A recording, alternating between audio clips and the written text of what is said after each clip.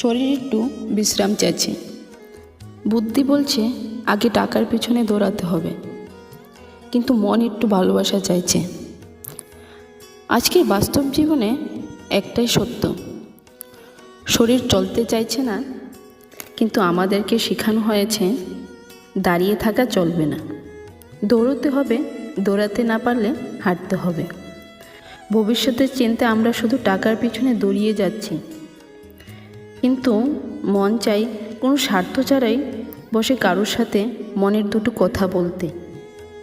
জীবন মানে কি শুধু টাকা ইনকাম করা? না, শান্তি, ভালোবাসা, ভালো স্বাস্থ্যের নাম জীবন।